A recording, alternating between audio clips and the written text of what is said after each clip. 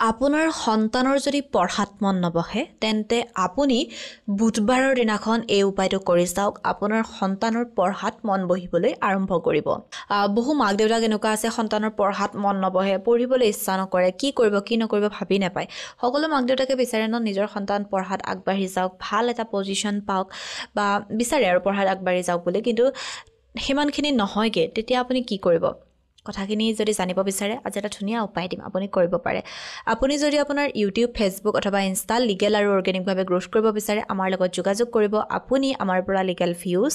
legal subscriber legal followers এই সকলোবোৰ legal আৰু অৰ্গেনিকভাৱে ল'ব পাৰিব আমাৰ হোৱাটছএপ নম্বৰ 9864808721 আপুনি আমাৰ হোৱাটছএপত মেছেজ কৰিব আপোনাৰ ক্ৰাইটেৰিয়াখিনি জনাই দিব আৰু আপোনাক আমাৰ তৰফৰ পৰা ফোন কৰা হ'ব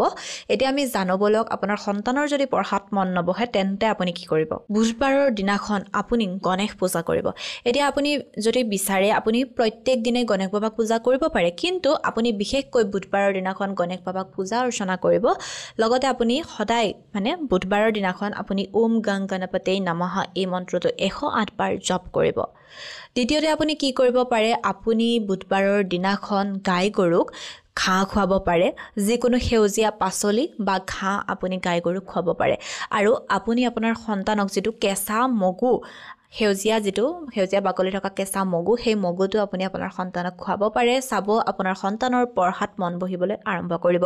যদি বিশ্বাস আছে আপুনি এইকেইটা কাম এবাৰ কৰি চাব